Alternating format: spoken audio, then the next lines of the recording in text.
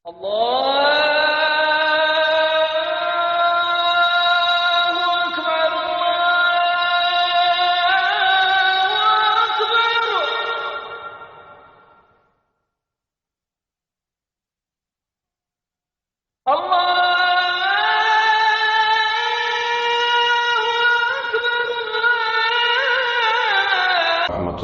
وبركاته.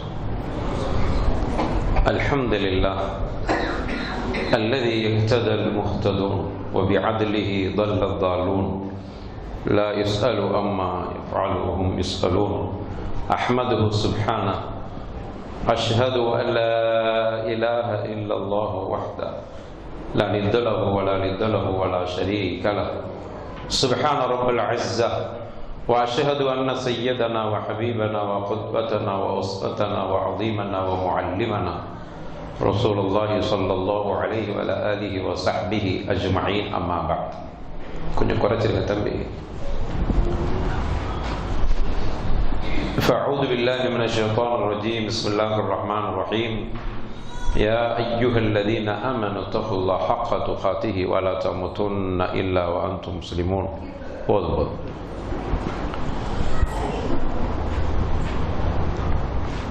اللهم صل على محمد وعلى آل محمد كما صليت على إبراهيم وعلى آل إبراهيم إنك حميد مجيد. اللهم بارك على محمد وعلى آل محمد كما باركت على إبراهيم وعلى آل إبراهيم إنك حميد مجيد. அன்பான சகோதரர்களே, பெரியவர்களே, பாசத்திற்குரிய தாய்மார்களே, குர்ஆனுடைய வசனங்கள் சஹாபா பெருமக்களை எந்த அளவுக்கு அமலின் பக்கம் தூண்டிவிட்டன என்ப இந்த தலைப்பில் நாம் நேற்றைய தினம் ஒரு சில செய்திகளை பார்த்தோம். இன்று அந்த தொடரில் இன்னும் சில செய்திகளை பார்க்க போகிறோம். இன்னைக்கு கூட இமாம் அவர்கள் இரவு தொழுகையினுடைய அந்த கடைசி ரக்காத்தில் சூரத்து ஜுமர்ல ஓதும் பொழுது ஒரு வசனத்தை ஓதினார்கள்.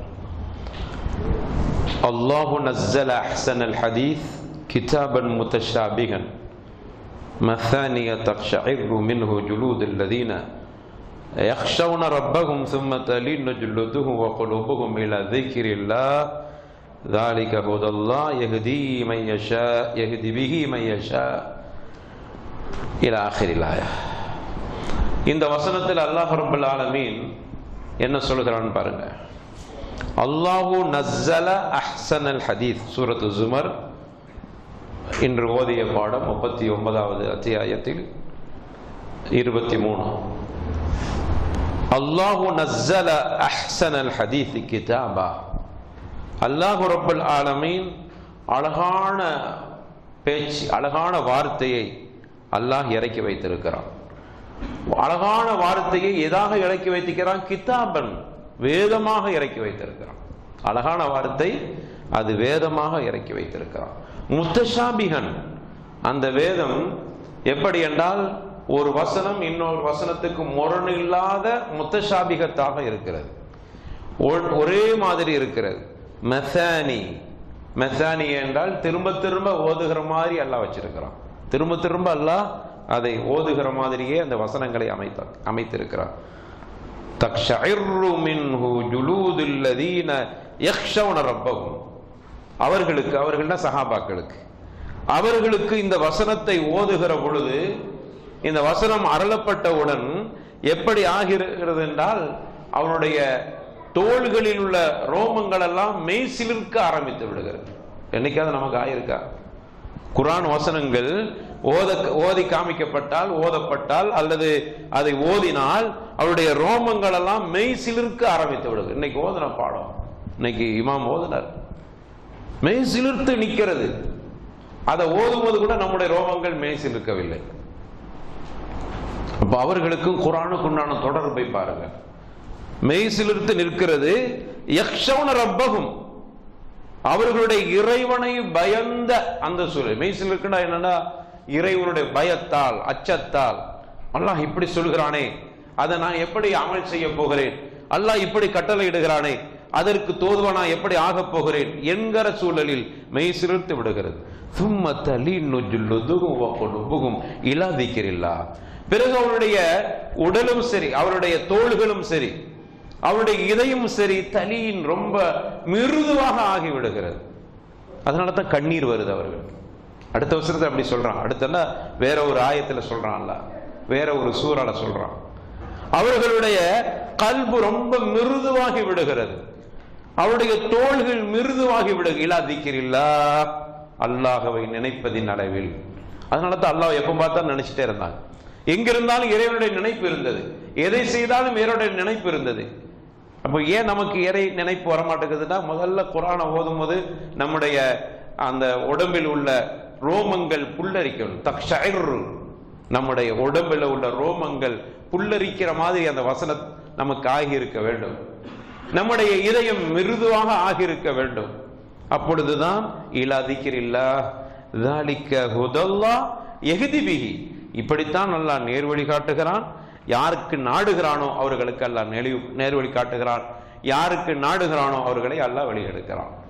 ஆக அன்பான சகோதரர்களே, குர்ஆனுக்கும் சஹாபாக்களுக்கு மத்தியில் உண்டான தொடர்பு இப்படியான ஒரு நிலையில் இருந்த காரணத்தால் தான் அவர்களுடைய அந்த அமல்கள் எல்லாம் குர்ஆனோடு ஒத்துப்படும்.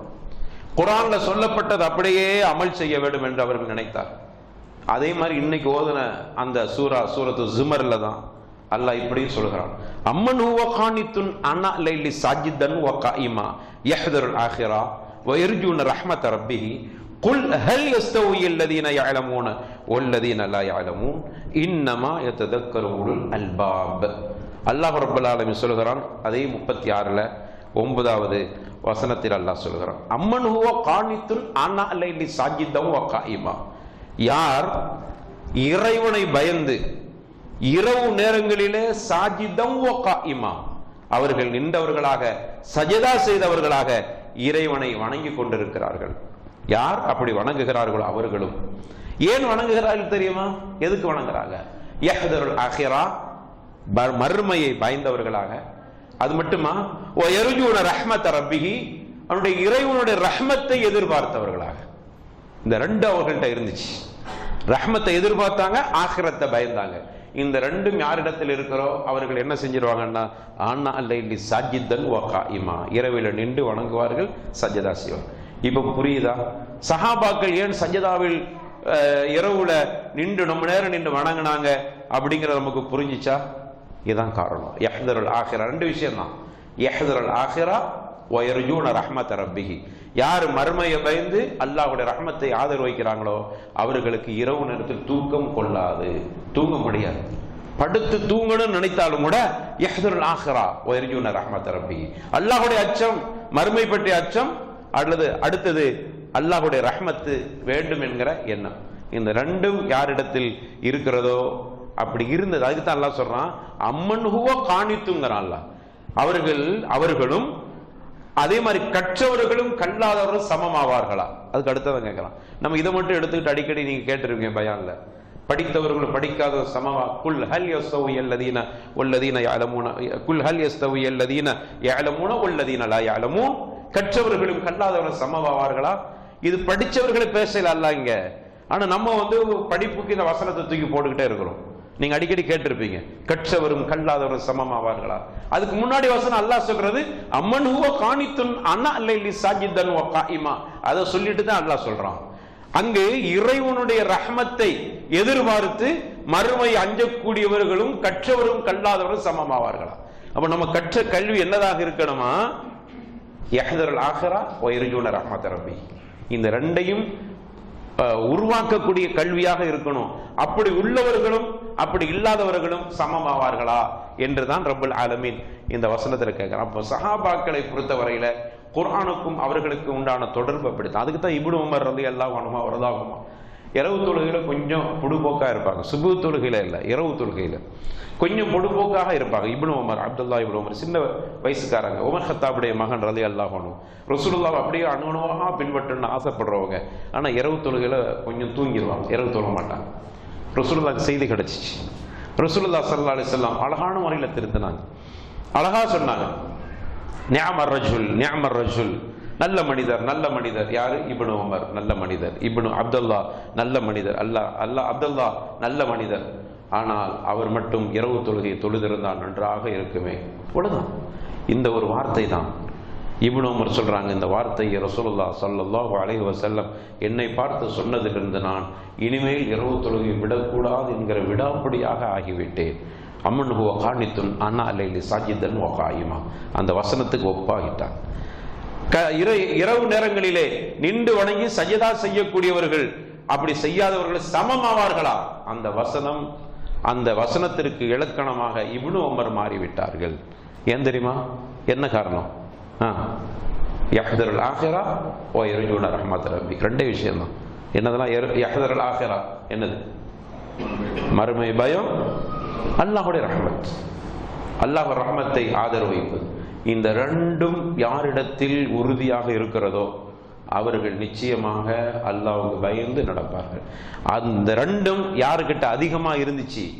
சஹாபாக்கள்கிட்ட இருந்துச்சு. அதனால தான் குர்ஆனுடைய வசனங்கள் எல்லாம் அவர்களை இந்த அளவுக்கு வணக்கத்தின் பக்கம் ஆர்வம் ஊட்டியன, வணக்கத்தின் பக்கம் தூண்டி விட்டன. அல்லாஹ் அதனால தான் சொல்றான், அவர்களுக்கு வசனம் இறக்கப்பட்டால் அல்லாஹ் சொல்றான் பாருங்க, சூரத்து அதாவது 5வது அத்தியாயத்தில் சொல்றான்.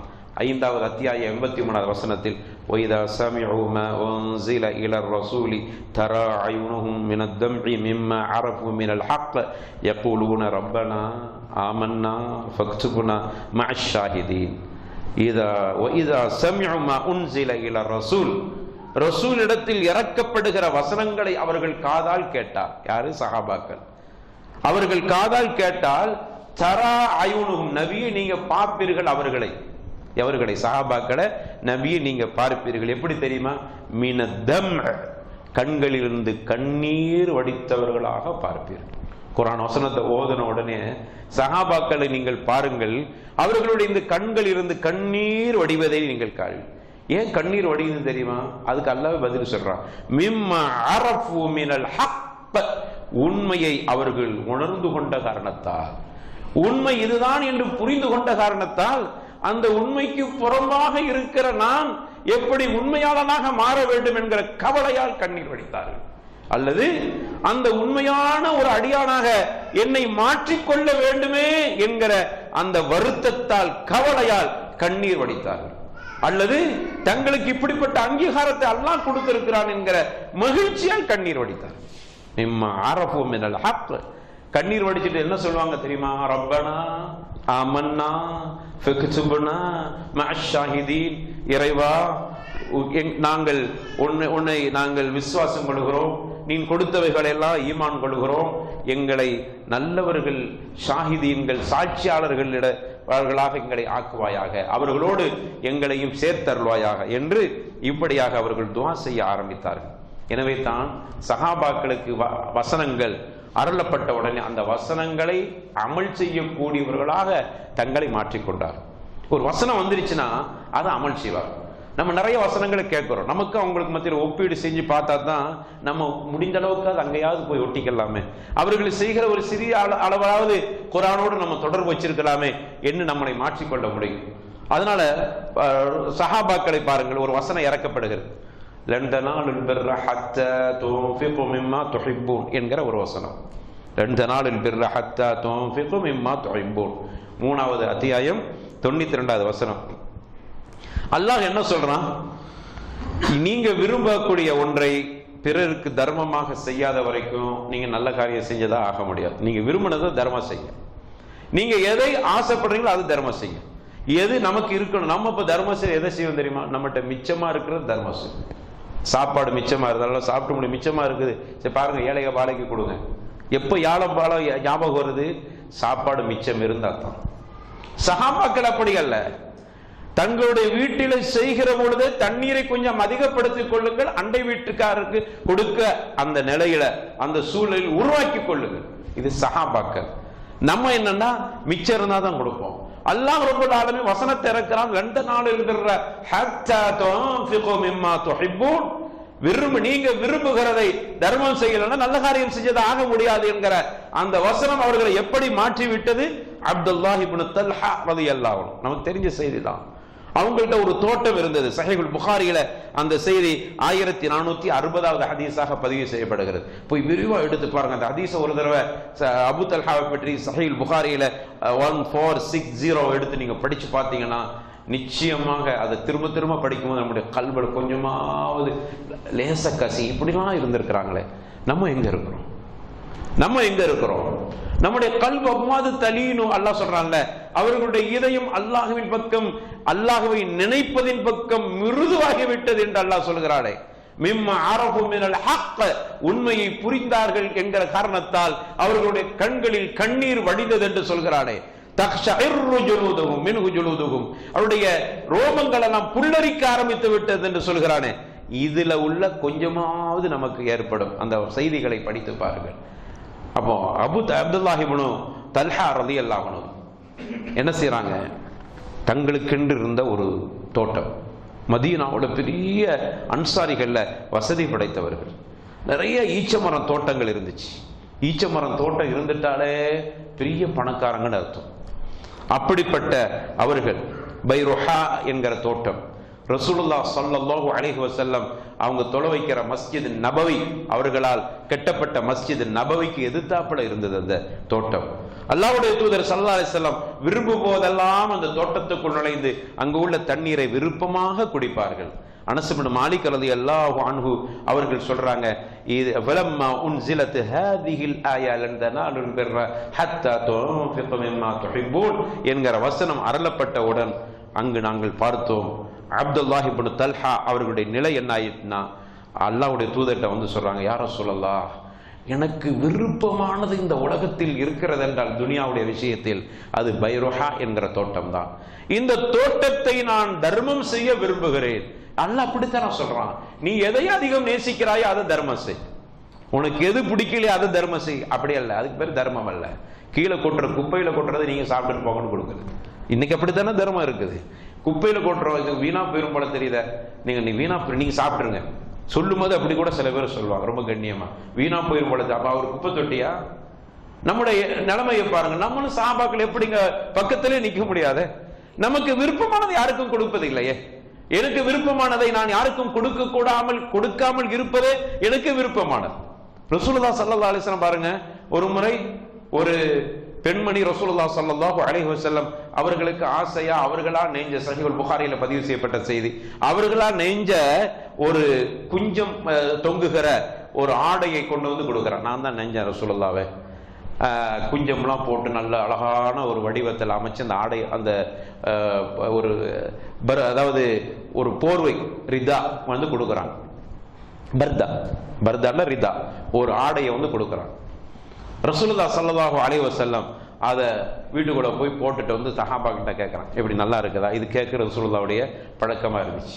நம்மளும் அந்த பழக்கத்தை வச்சுக்கலாம். போட்டுட்டு இந்த சட்டை நல்லா இருக்குதா அப்படின்னு கேட்கிறது ரசூலுல்லாஹ் ஸல்லல்லாஹு அலைஹி வஸல்லம் தங்களுடைய தோழர்களை தங்களோடு அரவணைத்து போகிற ஒரு பண்புகளில் அகலாக்கில் ஒன்று.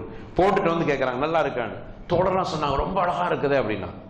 எல்லாரும் நல்லா இருக்குதா யார சொல்லலாம் அப்படின்னா. அப்போ ஒரு சஹாபி எந்திரிச்சு கேட்டாங்க, யார சொல்லலாம், அந்த ஆடை எனக்கு தந்துருங்களேன்னு கேட்டான். இப்ப ரசூலுல்லாஹ்க்கு பிடிச்ச ஆடை சஹாபாக்கள்லாம் கேட்டு சஹாபாக்கள் அங்கீகாரம் கொடுக்க, ரொம்ப நல்லா இருக்கு, நச்சின்னு இருக்குது உங்களுக்கு அப்படின்ட்டாங்க. அப்ப ரசூலுல்லாஹ்வுக்கு ரொம்ப உள்ளத்துல பதிஞ்சிருச்சு, இது அழகா இருக்குதுன்னு சொல்லி. சரி, அப்ப கேட்கறாங்க, எனக்கு அந்த ஆடையை தந்துருங்க. நம்ம என்ன சொல்லுவோம்? சபையில ஒன்றும் சொல்லணும், தனியாக கூட்டிட்டு போய் இருக்கிறதே எனக்கு தான் கொஞ்சம் நல்ல ஆடையா இருக்குது, அதையும் உருவிட்டு போக பார்க்குறீங்க, அதை ஒருத்தவங்க ஓசி கொடுத்துக்கிறாங்க. ரொம்ப எனக்கு கொடுக்கணும்னா வேற ஆடு இன்னொன்று இன்ஷா அல்லாஹ் ஹயாத் பாக்கு இருந்தால் இன்னொன்று கிடைக்கட்டும், அழகா உபதேசம் பண்ணி அனுப்பி விட்ருவோம். இப்போ சஹாபாக்கள்லாம் சொல்றாங்க, சஹீஹுல் புகாரியில பதிவு செய்யப்பட்ட செய்தி, அல்லாஹ்வுடைய தூதர் ஸல்லல்லாஹு அலைஹி வஸல்லம் உள்ள போனாங்க, வேற ஒரு ஆடையை உடுத்து நாங்கள் அந்த ஆடையை அப்படியே கொண்டு வந்து கொடுத்துட்டாங்க. நாங்கள் எல்லாம் அவரை பார்த்து சொன்னோம், சஹல் ரலியல்லாஹு அன்ஹுன்னு நினைக்கிறேன் அவருடைய பேர், ஒரு சின்ன சந்தேகம் எனக்கு. சஹீஹுல் புகாரி பல தடவை பார்த்த செய்தி தான், சஹல் என்று நினைக்கிறேன், அது சின்ன மாற்றம் இருக்கலாம், அல்லாஹு அலம். அப்போ எல்லா தோழர்களும் அவரை பார்த்து, என்ன நீங்க அல்லாஹ்வுடைய தூதர் ஸல்லல்லாஹு அலைஹி வஸல்லம் எதை கேட்டாலும் இல்லை என்று சொல்லக்கூடிய பழக்கமே இல்லை, அவர்கள்ட்ட போய் அவர்கள் விரும்பி இருக்கிற அழகான ஆடையாக இருக்குது என்று எங்களால் அங்கீகாரம் சொல்லப்பட்டு ரசூலுல்லாஹ்வுக்கு விருப்பமான ஆடை இருக்கிறது, நல்ல ஆடை, அது ஒருத்தவங்க ஹதியா கொடுத்துட்டு போயிருக்காங்க, அதையும் பிடிக்கிட்டு போறியப்பா, தெரிஞ்சிருந்து ஏன் கேட்டா? அந்த சஹாபி என்ன தெரியுமா சொன்னாங்க, நான் கேட்டது நான் உடுத்த கேட்கவில்லை, நான் மரணித்த பிறகு இந்த ஆடையில் எனக்கு கஃனிட வேண்டும் என்று கேட்டேன். அவரு பாருங்க, ரசூலுல்லாஹ் ஸல்லல்லாஹு அலைஹி வஸல்லம் அவர்களுக்கு ரொம்ப விருப்பமான ஆடையை என்னுடைய கஃன் அமையட்டுமே என்கிற எண்ணத்தில் கேட்டேன். ரசூலுல்லாஹ்வுடைய பாருங்க, இங்க இந்த எல்லாமே தியாகம் தான். ரசூலுல்லாஹ்வுக்கு விருப்பமானது அதை ஒருவர் கேட்ட உடனே தான் விரும்பியதை கொடுக்க வேண்டும் என்கிற எண்ணம். கேட்டவரும் கூட நமக்கு சில நேரங்கள் ஆசைப்பட்டதெல்லாம் கேட்கறது. கொஞ்சம் நல்ல பேனை நல்லா இருக்கிற பாய், பேனை நல்லா இருக்கிற 2 தடவை கேட்ட அவரும் பார்ப்பாரு, தேவைப்படுது தாங்க வச்சுக்கிறீங்க அப்படின்னு இல்ல. அது எதுக்கு கேட்கறதுனா, அந்த பாருங்க, அந்த சகல் ரதியான கேட்டது நல்லா இருக்கிறதுனால கேட்டு வச்சுக்கிறதுக்கு இல்ல. ரசூலுல்லாஹ் கேட்ட தந்துருவாங்கன்னு தெரிஞ்சும் கேட்டேன், எனக்கு கஃனாக பயன்படுத்த. அவங்களும் கபரை தான் பாக்குறாங்க, அவங்களும் மறுமையை தான் யோசிச்சாங்க. எப்படியான சமூகம், எப்படியான தூதர், எப்படியான அந்த சமூகம் உருவாக்கப்பட்டிருக்கிறது. இந்த குர்ஆனை கொண்டு அமல் செய்வதில் சஹாபாக்கள் அந்த அளவுக்கு முனைப்போடு இருந்தார்கள். விட்டிடத்துக்கு வந்தார் அப்துல்லாஹ் இப்னு தல்ஹா, அவங்களுக்கு விருப்பமான தோட்டம். ரசூலுல்லாஹ் ஸல்லல்லாஹு அலைஹி வஸல்லம் விரும்பி தண்ணி குடிக்கிற வரக்கூடிய தோட்டம். அனஸ் இப்னு மாலிக் சொல்றாங்க, வசனம் இறங்கன ரசூலுல்லாஹ்ட்ட போய், யா ரசூலல்லாஹ், நான் என்னுடைய தோட்டத்தை தர்மம் செய்ய போறேன், எனக்கு ரொம்ப விருப்பமா இருக்கு, கொடுத்துற போறேன். விருப்பமான தர்மம் செய்யணும்ல, அதனால கொடுக்க போறேன். பிடிக்கையில கொடுக்க இல்ல, விருப்பமா இருக்குது, அதனால கொடுத்துறேன். ரசூலுல்லாஹ் சொல்றாங்க, அப்படியா? அப்படியானால் உங்கள சொந்தங்களில் யாருக்காவது கொடுங்களேன். ரசூலுல்லாஹ் சொல்றாங்க, கஷ்டப்படுறவங்க. உடனே அவர்கள் அதே மாதிரி அடுத்தவங்களுக்கு கொடுத்தாங்க. மாலுன் ராபிஹ், ذلك மாலுன் ராபிஹ். ரசூலுல்லாஹ் ஸல்லல்லாஹு அலைஹி வஸல்லம் 3 தடவை சொன்னார்கள், ذلك மாலுன் ராபிஹ், இது அதிகம் லாபத்தை கொடுத்த பொருளாதாரம், அதிகம் லாபத்தை கொடுத்த ஒரு வியாபாரம் என்று ரசூலுல்லாஹ்வால் புகழப்பட்டது. தோட்டத்தை இழந்து நிக்கிறவங்களை பார்த்து ذلك மாலுன் ராபிஹ், ذلك மாலுன் ராபிஹ், தோட்டத்தை இழந்துட்டு நிக்கிறார், கொடுத்துட்டு உங்களுக்கு அதிகம் நல்ல ஒரு வியாபாரம் பண்ணியிருக்கிறீங்க அப்படின்னு அல்லாஹ்வுடைய தூதர் ஸல்லல்லாஹு அலைஹி வஸல்லம் புகழ்ந்தார்கள் என்றால், மறுமையில் அதற்கு பெருமாண்டமான கூலி. குர்ஆனுடைய வசனம் அவர்களை இந்த அளவுக்கு அமல் செய்ய தூண்டி இருக்கிறது. அதனால தான் ரப்பல் ஆலமீன் தனது திருமறையில் சொல்றார், சூரத்து தௌபா 9வது அத்தியாயம் 111வது வசனத்தில் சொல்கிறான், இன்னல்லாஹ அஷ்தரா மினல் முஃமினீன அன்ஃபுஸஹும் வ அம்வாலஹும் பிஅன்ன லஹுமுல் ஜன்னah யுகாத்திலூன ஃபீ ஸபீலில்லாஹ் வ யக்துலூன வ யுக்தலூன் இலா ஆখিরিல் ஆயா. அல்லாஹ் சொல்கிறான், இன்னல்லாஹ அஷ்தரா மினல் முஃமினீன், மூமின்கள் அல்லாஹ் அவர்களில் சிலதை விலைக்கு வாங்கி விட்டான். என்னதை விலைக்கு வாங்கினான் தெரியுமா?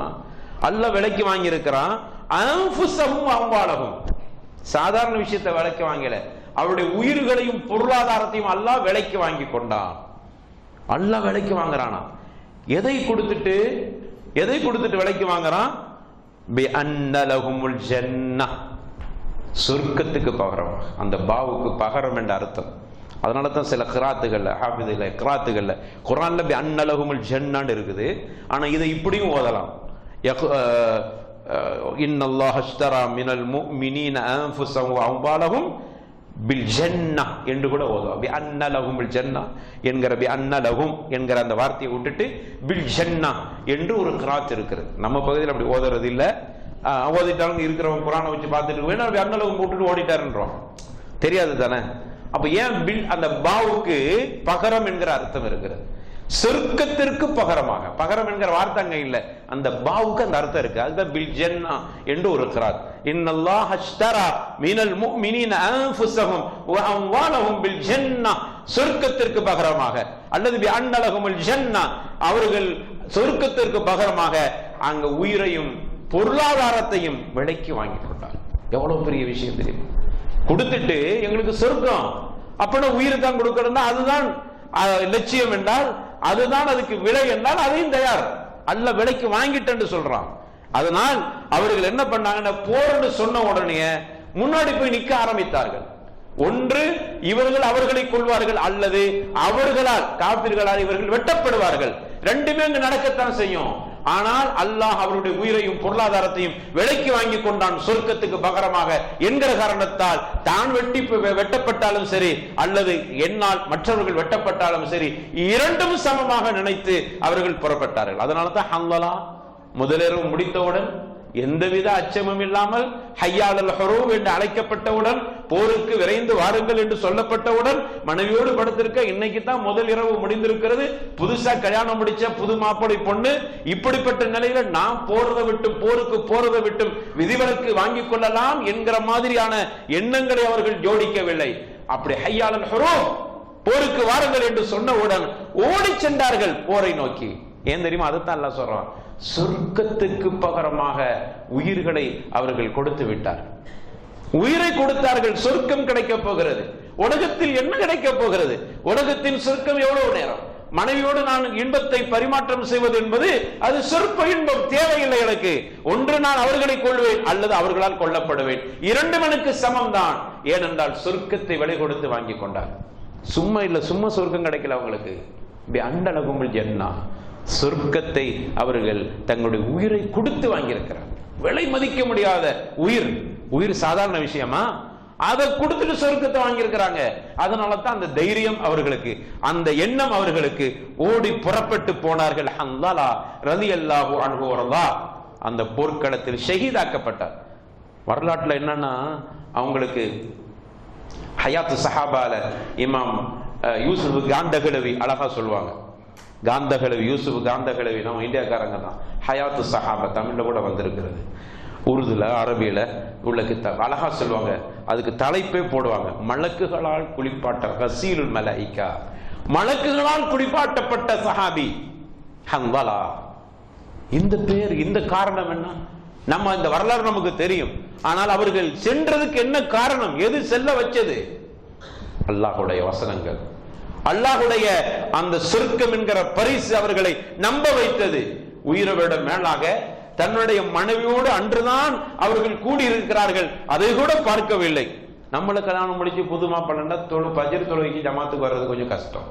நம்ம கூட அதுக்கு வியாக்கியானம் சொல்லும், கொஞ்சம் புது மாப்பிள்ளை இல்லை, அதனால ஒரு கொஞ்ச நாளைக்கு அப்படித்தான், கொஞ்ச நாள் அப்படியே மாறி போவோம். அப்போ அதுக்கெல்லாம் விதிவிலக்கு. இவர் அப்படி அல்ல, கொழிப்பு கடமையா இருக்கும் போதே போயிட்டார். என்ன கூட நினைக்கல, சரி ஹய்யாலுல் ஹுரூப்ங்கறாங்க, எங்க குளிச்சுட்டு போங்க, சரி குளிச்சுட்டு போவோம். குளிச்சுட்டு போய் எல்லாம் முடிச்சு போகும்போது எங்க குளிச்சுட்டு வந்துட்டு இருக்கிறீங்க, இன்னுமே போய் அடுத்த போருக்கு போங்கள, மனசு மாறிடும். அதுக்கெல்லாம் இடம் கொடுக்கவே இல்லை. எதெல்லாம் தன்னுடைய மனசு இந்த உலகத்தின் பக்கம் இருக்குமோ அதுக்கெல்லாம் தடை போட்டார்கள், திரை போட்டார்கள். அதனால குளிக்காம ஓடி போனாங்க. அவர்களை மலக்குகள் குளிப்பாட்டினார்கள். வரலாற்றில் பார்க்கிறோம். உமைர் இப்னுல் ஹமாம் ரலியல்லாஹு அன்ஹு அவர்களை பொறுத்த வரையில அவர்களுடைய நிலைமை பாருங்க. கோமோ இலல் ஜன்னா, சொர்க்கத்து பக்கம் விரைந்து போங்களே என்று சொன்ன உடனே பேரிச்சம்பழத்தின் கீற்றை வாயில் வைத்தவர், அதுல எவ்வளவு நேரம் ஆகிறப்போது தூக்கி துப்பிட்டு போயிட்டே இருந்தான். பஹ் பஹ் துப்பிட்டு போறாங்க. ஏன் துப்பினாங்க? சொன்னாங்க, ஆ கிலன் நஹாதிஹி தம்ராத் லஇஷ்து ஹயாத்தன் தவீலா, இந்த சிறிய பேரித்தம்பழத்தை நான் தின்பதற்கு சில நேரங்கள் எடுத்துக்கொள்வது இந்த உலகத்தில் நீண்ட காலம் வாழ்வதை போன்று கருதுகிறேன். சொர்க்கத்துக்கு போறதை நினைத்து பார்க்க, இந்த பேரிச்சம்பழத்தை தின்னு முழுகிட்டு போறது எவ்வளவு நேரம் ஆக போகுது? 2 நிமிஷம் ஆகுமா? அதை கூட அவங்க பெருசா எடுத்தாங்க. அந்த 2 நிமிடம் கூட சொர்க்கத்துக்கு போவதற்கு நான் தாமதமாகுவது இந்த உலகத்தில் நீண்ட நாட்கள் உலகத்தில் வாழ்வதாக கருதுகிறேன். துப்பிட்டு அப்படியே போர்க்களத்தில் அவர்கள் சென்று அங்கு ஷஹீதாக்கப்பட்டார். அம்ர் இப்னு ஜமூஹ் ரலியல்லாஹு அன்ஹு அவர்கள் ஷஹீதாக்கப்படுறாங்க. கால் ஊனமான அவர்கள், 4 ஆண் பிள்ளைகளோடு அவர்களுக்கு இருக்கிற பொருளாதார செல்வங்கள், பாசத்துக்குரிய பிள்ளைகள், அப்படிப்பட்ட நிலையில் கால் ஊனமாக இருக்கிறது, தரையை கீழ்த்து கொண்டே நடக்கிற இப்படிப்பட்ட ஒரு பலகீனமான அந்த சஹாபி அம்ர் இப்னு ஜமூஹ் ரலியல்லாஹு அன்ஹு ரசூலுல்லாஹ்ட்ட போய், யா ரசூலல்லாஹ் போர்க்களத்துக்கு செல்ல வேண்டும். இதுக்கெல்லாம் என்ன காரணம்? ஏன்? அன்னலகுமில் ஜன்னா, சொர்க்கத்தை வாங்கிட்டாங்க. உயிரை கொடுத்துட்டு, உயிரை கொடுத்து விட்டு சொர்க்கத்தை வாங்கிட்டாங்க. பண்டமாற்றம் செய்யப்பட்டிருக்கிறது. பண்டமாற்றம் என்றால் உயிர் சொர்க்கம். இந்தப்பா உயிர், அல்லாஹ் வச்சுக்க உயிரை, சொர்க்கத்தை தந்துரு அப்படிங்கிற ஒரு நிலையில இருந்ததுனால தான் அந்த கால் ஊனமான சஹாபி ரசூலுல்லாஹ்வோட போராடுறாங்க. ரசூலுல்லாஹ் சொல்றாங்க, உங்களுக்கு போற கடமையில நீங்க கால் ஊனம், போய் ஜாலியா போய் வீட்டுல போய் இருங்க, போங்க, வலா ஜுனாஹ அலை, உங்கள் மீது குற்றம் இல்லை. ரசூலுல்லாஹ் ஸல்லல்லாஹு அலைஹி வஸல்லம் சரி நல்லதா போச்சு, நமக்கு கிடைச்ச வாய்ப்பு, சலுகை அப்படின்னு போய் உட்கார்ந்து கொண்டார்களா? இல்லை. இல்ல யா ரசூலுல்லாஹ், நான் போருக்கு வந்தே ஆகணும். அவங்க பிள்ளைகள்லாம் போய் கெஞ்சுறாங்க, யா ரசூலுல்லாஹ் என்று தந்தைக்கு போருக்கு போக வேண்டாம் என்று நாங்கள் சொல்கிறோம், நீங்கள் அனுமதி இல்லை என்று சொல்லி இருக்கிறீங்க. ஆனா என்னுடைய தந்தை போருக்கு போவேன் என்று அடம் பிடிக்கிறார். எங்களுடைய தந்தை நாங்க பாசம் வச்சிருக்கிறோம், கால் ஊனமா இருக்குது, தந்தை இழந்து விடக்கூடாது யா ரசூலுல்லாஹ் என்று தந்தை மேல் பாசத்தால் அல்லாஹ்வுடைய தூதர்கிட்ட போய் மீண்டும் கோரிக்கை வைக்கிறாங்க. ஆனா இந்த சஹாபியோட ரசூலுல்லாஹ் போய் போராட்டம் பண்றாங்க. யார் ரசூலுல்லாஹ், நான் சொர்க்கத்துல நான் அந்த போர்க்களத்தில் கலந்து, அதுக்கு என்ன காரணம் சொன்னாங்க தெரியுமா? போர்க்களத்தில் கலந்து சொர்க்கத்தில் நான் கொல்லப்பட்டு இந்த உலகத்தில் எப்படி இந்த தரையை கீச்சுக்கிட்டு நடக்குதோ அதே மாதிரி சொர்க்கத்தின் தரைகளை கீச்சு கொண்டே நடக்க விட வேண்ட ஆசை. என்ன ஆசை பாருங்க, என்ன கொள்ள ஆசை பாருங்க. உலகத்தில் நிறைய சொத்து சுகம் பணம் பிள்ளைகள், பாசத்திற்குரிய பிள்ளைகள். சொத்து இருக்குதா இல்லையா, பாசத்துக்குரிய பிள்ளைங்கிறதா இன்னைக்கு பெரிய விஷயம். அவங்களுக்கு பாசத்துக்குரிய 4 பிள்ளைகளும் அவ்வளவு பாசம். இன்னைக்கு நிறைய பேர் வயசானவங்க கிட்ட என்னத்த உலகத்தில் வந்து செத்து மடைஞ்செல்லாம் அங்கேயே வீட்டுக்கு போனோம், பிள்ளைகளா அது நான் பெற்று வளர்த்து உழவு பண்ணிக்கிற ஒரு பயம் மதிக்க மாட்டேங்கிறான். பிள்ளைகள் என்னை பெரிய பாரமா நினைக்கிறாங்க என்று இப்படி கவலையில செத்து போகணும்னு நினைக்கக்கூடிய பெரியவங்களை பார்க்கிறோம். இங்க அப்படி அல்ல, சொத்தும் இருக்கிறது, பிள்ளைகளுடைய பாசமும் இருக்கிறது. எப்படியான வாழ்க்கை! ஆனாலும் அந்த வாழ்க்கையில் அவர்களுக்கு இருப்பு கொள்ளவில்லை. அந்த வாழ்க்கையில் வாழ வேண்டும் என்ற ஆசை அவர்களுக்கு இல்லை. என்னுடைய உயிரை கொடுத்து விட்டு சொர்க்கத்தை விலைக்கு வாங்க வேண்டும். யாரும் சொல்லலாம், எனக்கு சொர்க்கத்துல அந்த சொர்க்கத்தின் பூமியை கீச்சுக்கிட்டே நடக்கணும்னு ஆசை. அதனால தான் அந்த போர்க்களத்துக்கு அனுமதி தந்துருங்க யாரும் சொல்லலாம். இவருடைய ஆர்வமும் இவர் கெஞ்சிறதை பார்த்து அல்லாஹ்வுடைய தூதர் ஸல்லல்லாஹு அலைஹி வஸல்லம் சரி போங்கன்னு போர்க்களத்துக்கு அனுப்பி வச்சிட்டார். போனா அந்த போர்க்களத்தில் முடிஞ்ச அளவுக்கு விரோதிகளை கொன்றார். கடைசியில் விரோதியால் கொல்லப்பட்டு ஷஹீதாயிட்டார். அம்ர் இப்னு ஜமூஹ் ரலியல்லாஹு அன்ஹு.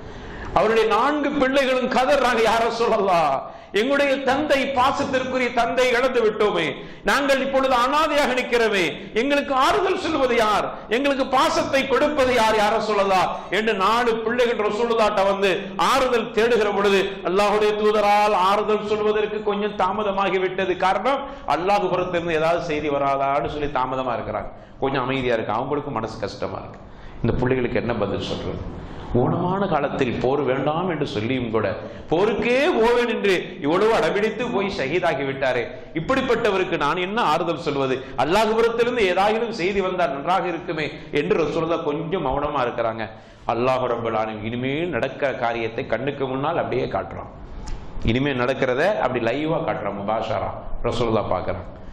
இனிமேல் அவர் விசாரிக்கப்பட்டு அவருக்கு என்ன கூடியோ அதெல்லாம் காட்டுறான்.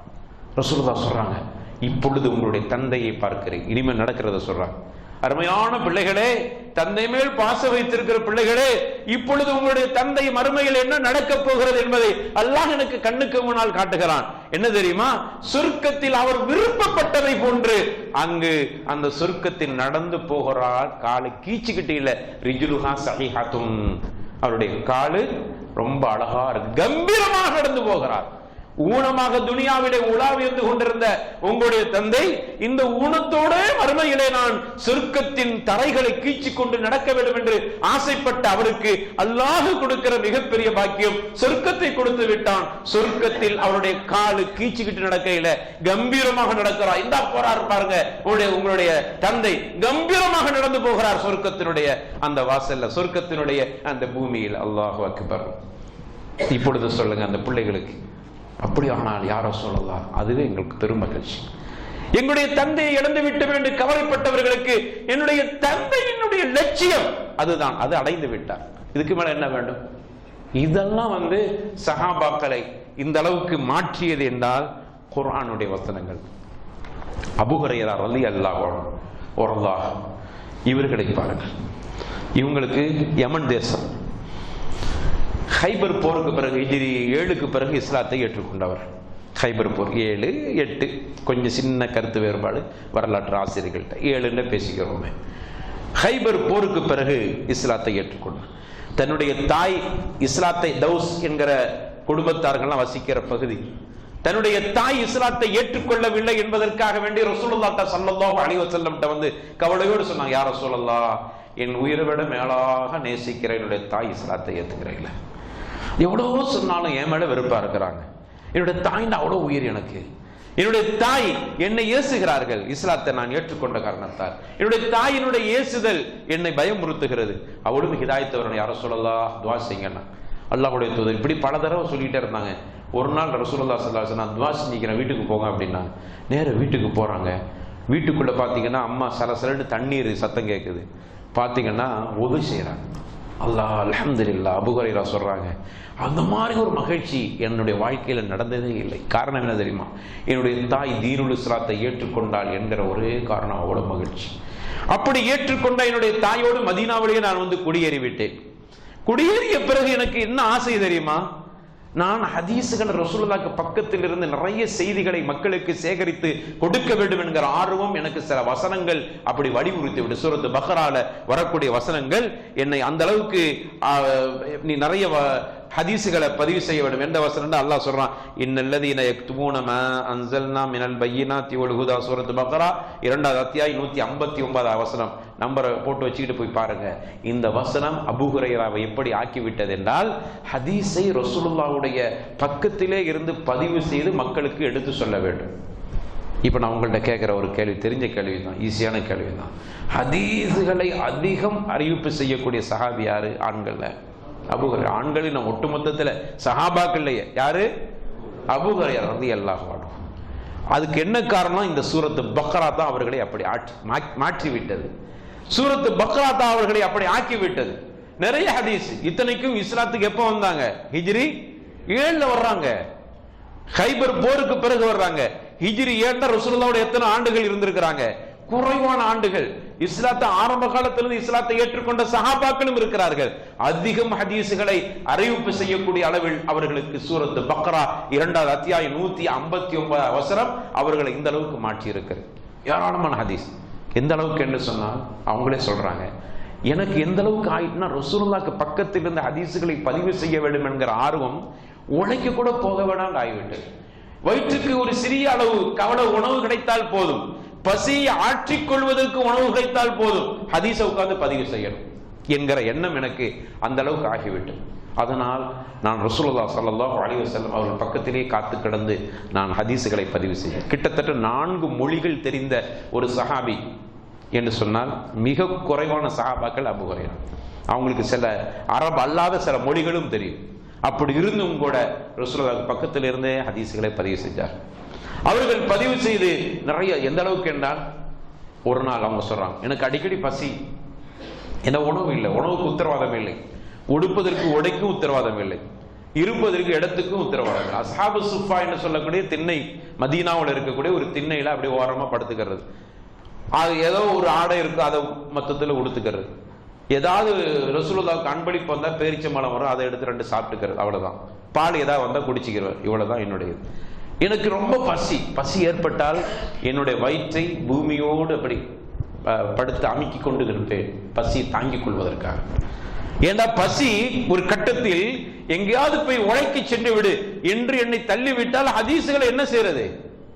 நான் பதிவு செய்ய முடியாது. அதனால தான் மற்ற சஹாபாக்கள் குறைவாக பதிவு செஞ்சாங்க. யார் குறைக்கு மதிப்பிட முடியாது. உமர் கத்தாப் ரலியல்லாஹு அன்ஹு தனாவுப், நீங்க புகாரியில பார்க்கலாம், முறை வைத்து கற்றல் அப்படின்னு ஒரு பாடம் இருக்கும். அந்த பாடத்தில் எடுத்து பாருங்க. உமர் கத்தாவுக்கும் இன்னொரு தோழருக்கும் மத்தியில ஒரு முறை. இன்னைக்கு போய் ஒருத்தர் உழைக்க போயிருவார், ரசூலுல்லாஹ் கிட்ட ஒருவர் உட்கார்ந்து அப்படியே ஹதீஸை எல்லாம் பதிவு செஞ்சுக்கிறார். அதுக்கடுத்து உமர் கத்தாப் உழைச்சிட்டு வந்த பிறகு அவர்கிட்ட போய் கேட்பார், என்ன ஹதீஸ் அன்னைக்கு சொன்னாங்க, இதெல்லாம் பதிவு செஞ்சுக்கிறாங்க. அடுத்த நாள் உமர் கத்தாப் உழைக்க போயிருவாங்க. இப்படி மாற்று அவங்க மாறி மாறி அவர்கள் முறை வைத்து கற்றுக்கொள்வார். ஆனா அபூ ஹுரைரா மட்டும் தான் பக்கத்திலே இருந்து கத்துக்கிட்டார். சரி, இப்ப அபூ ஹுரைரா ரலியல்லாஹு சொல்றாங்க, எனக்கு ஒரு நாள் ரொம்ப பசியை தாங்க முடியாம நான் அப்படியே பூமியில என்னுடைய வயிற்றை கொண்டு அழுத்தி கொண்டிருந்தேன். பசியை தாங்கி எப்படியாவது நான் சமாளிக்க வேண்டும். சில நேரங்களில் கல்களை கட்டிக் கொள்வேன். ஒரு நாள் எனக்கு பசி தாங்க முடியாத பசி. என்ன செய்யறது? யாராவது சாப்பாடு கூட்டிட்டு போயிட மாட்டாங்களா? ஆனால் எனக்கு தன்மானம் தடுக்கிறது. பாருங்க, குர்ஆன் அடிப்படையிலே வாழ்றாங்க. இஃபத்னு அரபியில சொல்லுவாங்க. இஃபத் என்றால் தன்மானம். ரசூலுல்லாஹ் துஆ செய்ய சொன்னாங்கல்ல, எப்படி? அல்லாஹும்ம இன்னி அஸ்அலுக்கல் ஹுதா வ துகா வல் அஃபாஃப வல் கினா. அந்த அஃபாஃபங்கற பாருங்க, பத்தினித்தனம், தன்மானம். இறைவா உன்னிடத்தில் கேட்கிறேன் தக்வாவை, துகா, அல்லாஹும்ம இன்னி அஸ்அலுக்கல் ஹுதா நேர்வழிய, துகா இறையச்சத்தை, வல் அஃபாஃப தன்மானத்தை, அப்புறம் அல்லாஹும்ம போதுமென்கிற மனசு. இந்த நாளையும் ரசூலுல்லாஹ் ஸல்லல்லாஹு அலைஹி வஸல்லம் துஆ கேட்க சொன்னாங்க. அவங்க கேட்டுட்டு இருக்காங்க. அதனால தான் சஹாபாக்களுக்கு யதார்த்தமே இஃபத், தன்மானம் அவங்கள்ட்ட இருக்கும். போதுமென்கிற கினா, போதுமென்கிற மனசு அவங்கள்ட்ட இருக்கும். அபூ ஹுரைரா ரலியல்லாஹு அன்ஹுக்கு பசி கடுமை, ஆனா தன்மானம் தடுக்கிறது. துஆ கேட்டுட்டு இருக்காங்களே, இறைவா தன்மானத்தை தந்துரு, தன்மானத்தை தந்துரு. தன்மானம் தடுக்கிறது. இருந்தாலும் பசி கொடுமை எப்படியா கேட்டாகணுமே. என்ன செஞ்சாங்க? பிரதான வாசல் இருக்கு, பள்ளி வாசல். மதீனாவுடைய மஸ்ஜித் நபவியில சஹாபாக்கள், பெருங்கொண்ட சஹாபாக்கள் போறதுக்குன்னு ஒரு வழி இருக்கும். ஆனா அது ஸ்பெஷல் வழின்னு இல்லை, அவங்க வீடு அங்கிட்டு இருக்கு, அப்படி போயிடுவாங்க. இங்கிட்டு உள்ள வாசல் இங்கிட்டு உள்ளவங்க போவாங்க அப்படி. அப்போ இங்க போய் உட்காந்துக்கிட்டாங்க. யார்? அபூபக்கர் அப்படித்தான் போகணும், உமர் அப்படித்தான், ரலியல்லாஹு அன்ஹுமா இப்படித்தான் போகணும், ரசூலுல்லாஹ் இப்படித்தான் போகணும். அந்த வழியில போய் உட்காந்துக்கிட்டாங்க. எப்படி உட்காந்து தன்மானம் எப்படி தடுக்குதுப்பா? போய் அபூபக்கர்கிட்ட போய் எனக்கு பசிக்குது சாப்பாடு அப்படின்னு கேட்க இல்லை. கேட்ட தப்பு இல்லை, ஆனா கேட்க இல்லை. கேட்க தன்மானம் தடுக்குது. ஒரு வசனத்தை, சஹீஹ் புகாரியில் இருக்கிறது, ஒரு வசனத்தை எடுத்துட்டு போய் எனக்கு தெரியும் அதனுடைய விளக்கம், இருந்தாலும் அபூபக்கர்கிட்ட போய் இந்த வசனத்துக்கு கொஞ்சம் விளக்க சொல்லுங்களேன், நான் தெரிஞ்சுக்கிட்டே கேட்டேன். என்ன தெரியுமா? என்னுடைய பசியை அறிந்து அபூபக்கர் வாங்க சாப்பிடறதுக்குன்னு கூட்டிட்டு போயிருவாங்களே என்பதற்காக போனேன். வசனத்தின் விளக்கம் கேட்ட அல்ல, ஆனாலும் கூட எனக்கு தன்மானத்தால் இப்படி போய் கேட்டேன். அபூபக்கர் என்ன பண்ணாங்க? அபூ ஹுரைரா ரலியல்லாஹு அன்ஹு அவங்களுக்கு வசனத்துக்கு விளக்கத்தை சொன்னாங்களே தவிர அவங்களுடைய பசியை பற்றி யோசிக்கவில்லை, போயிட்டாங்க. உமர் வர்றாங்க, அவங்கள்ட்ட போய் நான் ஓடி போய் வசனத்துக்கு விளக்கம் கேட்டேன், எனக்கு தெரிஞ்சுக்கிட்டே கேட்டேன், என்ன சாப்பாடு கூட்டிட்டு போவாங்கன்னு. ஆனா அவர்களும் வசனத்தின் விளக்கம் சொன்னார்களே தவிர என்ன கூட்டிட்டு போகவில்லை. அடுத்து ரசூலுல்லாஹி ஸல்லல்லாஹு அலைஹி வஸல்லம் அவர்கள் வந்தார்கள் வெளியில. அவர்கள்ட்ட போய் இந்த வசனத்துக்கு விளக்கம் சொல்லுங்களேன்னு கேட்டேன். அவர்கள் வசனத்துக்கு விளக்கம் சொல்வதற்கு முன்னால் என்னுடைய முகத்தை பார்த்து விட்டு முகத்தில் பசியின் ரேகைகளை உணர்கிறேன் என்று சொன்னார்கள். சொல்லிட்டு அபூ ஹுரைராவை சாப்பிட்டீங்களான்னு கேட்டாங்க. இல்லை யார சொல்லலாம், பசியா இருக்கு, பாருங்கள் சாப்பிடுவோம். என்னை அழைச்சிட்டு போனாங்க வீட்டுக்கு. நான் வீட்டுக்கு சென்றேன். வீட்டுக்குள்ள நுழையிறேன். அங்கே பார்த்தீங்கன்னா ஒரு பாத்திரத்தில் கொஞ்சம் நாள் பால் இருக்கு. ரசூலுல்லாஹ் கேட்குற, இந்த பால் எங்கேருந்து வந்துச்சு? பக்கத்தில் அன்பளிப்பு கொடுத்துட்டு போனாங்க. அப்படியா? அப்போ நான் மனசுக்குள்ள நினைச்சேன், இந்த பால் எனக்கு மட்டுமே காணாதே, இதான் இருக்குது மொத்தத்திலே வீட்டில், என்ன நடக்க போதோ என்று மனசுக்குள் நினைத்தேன். அவ்வளவுதான். பசியின் கொடுமையா? பசி அப்படிலாம் பேச வைக்கல, மனசுக்குள்ள கற்பனை பண்ண வச்சிச்சு. இதை எப்படி காணும் அப்படின்னு நினைச்சேன். ரசூலுல்லாஹி ஸல்லல்லாஹு அலைஹி வஸல்லம் என்ன பண்ணாங்கன்னா, எனக்கு இந்த பாலை குடிக்க தருவாங்கன்னு பார்த்தா அபூ ஹுரைராவை நீ போய் அஸ்ஹாபு சுஃபாக்களை அழைச்சிட்டு வந்துட்டாங்க, திண்ணை தோழர்கள் அழைச்சிட்டு வந்துட்டாங்க. எனக்கு ஒரு மாதிரி ஆயிடுச்சு. திண்ணை தோழர்கள் சாதாரணமானவர்கள் அல்ல. மதீனாவுடைய திண்ணையில அந்த மஸ்ஜித் நபவியில இருக்க 300க்கும் அதிகமான தோழர்கள். எத்தனை பேர் அழைச்சிட்டு வர்றது? அல்லாஹ்வுடைய தூதர் எனக்கு பசியா இருக்குது அப்படின்னு சொல்றதுக்கு தடுக்குது. இறை தூதர்கிட்ட இருக்கிற பாலை கொஞ்சமாக இருக்குது, எனக்கு மட்டுமே காணாது என்று நான் மனசுக்குள்ள நினைக்க, இறை தூதர் அந்த தோழரை அழைச்சிட்டு வான்னு சொல்றாங்களே என்கிற வேதனை. இருந்தாலும் கூட அல்லாஹ்வுடைய தூதர் சொல்லிட்டாங்க, கட்டுப்பட்டு நான் போய் அந்த தோழர்லாம் அழைச்சிட்டு வந்தேன். எல்லாரும் வந்துட்டாங்க. எல்லாம் பசியா தானே இருக்கிறாங்க. வாங்க ரசூலுல்லாஹ் பசியார கூப்பிடுறாங்கன்னு எல்லாரும் வேகமா வந்துட்டாங்க. வந்து ரசூலுல்லாஹ் சிறந்த பாலை தூக்கி தந்தாங்க. நான் நினைச்சேன் அபூ ஹுரைராவை குடிச்சிட்டு கொடுன்னு தருவாங்கன்னு நினைச்சேன். அதை கொடுத்து அவங்களுக்கெல்லாம் குடிக்க கொடு அப்படின்ட்டாங்க. எனக்கு இன்னும் மனசு கஷ்டமா போச்சு. இவ்வளவு பேரும் குடிச்சிட்டு மிச்சம் எனக்கு பாத்திரம் தான் மிச்சம் இருக்கும், என்ன நடக்க போதோ தெரியவில்லையே, எனக்கும் பசி கொடுமையாக இருக்கிறது. இருந்தாலும் கூட அல்லாஹ்வுடைய தூதர் சொன்னாங்கன்னு கட்டுப்பட்டு கொடுத்தேன். அவ்வளவு பேரும் குடித்து முடித்தாங்க. குடிச்சிட்டு பாலை தர்றாங்க. அந்த பால் அப்படியே இருக்கு. ஒரு அற்புதம் நடக்குது, ஒரு முஅஜிஸா நடக்குது. அந்த பாலம் அப்படியே இருந்தது. என்கிட்ட தந்தாங்க. நான் கொண்டு போய் ரசூலுல்லாஹ் போய் கொடுத்தேன். வேற யாருக்கு கொடுக்க சொல்றாங்களோ தெரியல. அல்லாஹ்வுடைய தூதர் இஷ்ரப் யா அபா ஹுரைரா, அபூ ஹுரைராவை குடி என்று சொன்னார்கள். நான் குடித்தேன். குடித்து கொஞ்சம் பார்த்தா நிறைஞ்ச மாதிரி இருந்துச்சு. கீழே வச்சு இஷ்ரப் யா அபா ஹுரைரா, குடி அப்படின்னாங்க. மீண்டும் குடிச்சேன். கொஞ்சம் நிறைஞ்ச மாதிரி இருந்துச்சு. கால் இருந்தது அறையா போய் இப்ப முக்கால் ஆகிற மாதிரி ஆயிடுச்சு. பால் அல்ல, வயிறு. மீண்டும் இஷ்ரப், குடி என்றார்கள். அபூ ஹுரைராவை குடி என்றார்கள். குடித்தேன். அதுக்கு பிறகு எனக்கு குடிக்க முடியாது யா ரசூலல்லாஹ், அவ்வளவு ஃபுல் ஆயிடுச்சு அப்படின்னு சொல்ற அளவுக்கு இறை தூதர் ஸல்லல்லாஹு அலைஹி வஸல்லம் எனக்கு குடிக்க சொன்னார்கள் அந்த பாலை. அதுக்கு நான் கொடுத்தேன். ரசூலுல்லாஹ் குடித்தார். இவ்வளவு கஷ்டத்தை ஏன் எடுத்துக்கொண்டார்? இதான் கேள்வி. இந்த வரலாற்றை நாம் படிக்கிற பொழுது சஹீஹுல் புகாரியில நம்பரை சொல்ற, நீங்க பொறுமையா உட்கார்ந்து அதை படிச்சு பாருங்க. 6452 ஹதீஸ் சஹீஹுல் புகாரியில. இவ்வளவு கஷ்டப்பட்டு அவர்கள் நடந்து கொண்டாருன்னா என்ன காரணம்? காரணத்துக்காக பசியை தாங்கி கொண்டாரு. என்ன காரணம்? என்ன காரணம்? என்ன காரணம்?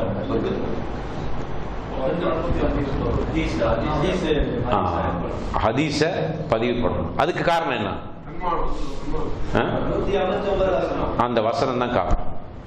2:159 அந்த குர்ஆன் வசனம் தான் அபூ ஹுரைராவை இந்த அளவுக்கு பட்டினி கிடந்தாவது படி, ரசூலுல்லாஹ்ட்ட படிச்சுட்டு போய் சமூகத்திற்கு நீ கொடு ஹதீசுகளை என்கிற அளவுக்கு இந்த குர்ஆனிய வசனம் பட்டினி பசியை கூட பெரிதுபடுத்தவே இல்லை.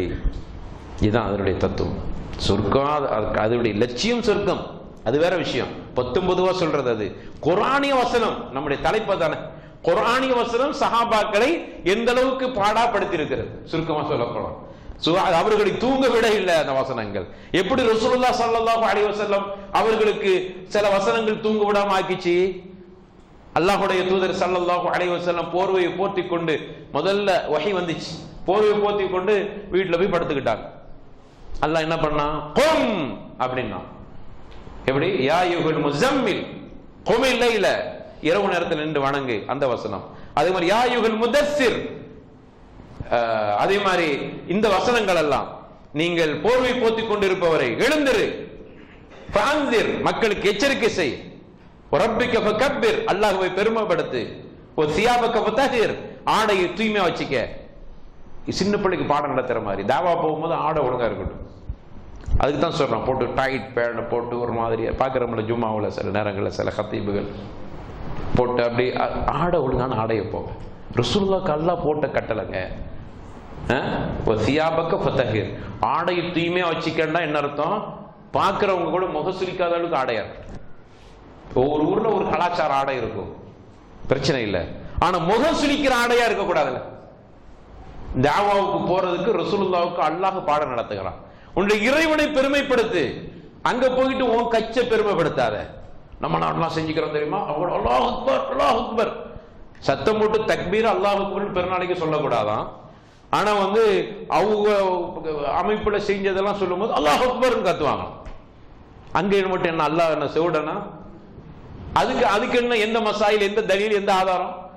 காரணம், தங்களை வளர்த்துக் கொள்வதற்கு அல்லாஹ் அக்பர், அல்லாஹ்வை பெருமைப்படுத்துங்கன்னு சொல்ற அந்த பெருநாள் நேரத்துல தக்பீர்ல அங்க டைட் பண்ணி அக்பர் சத்தம் மட்டும் சொல்லக்கூடாது.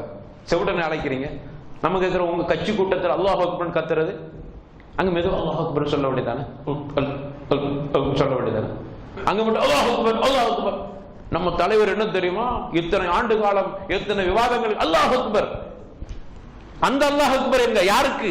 அந்த அல்லாஹ் அக்பர் இது அல்ல இங்க சஹாபாக்கள். அதுக்கு தான் அல்லாஹ் சொல்றான், உன்னுடைய இறைவனை பெருமைப்படுத்து, அதான் முக்கியம்.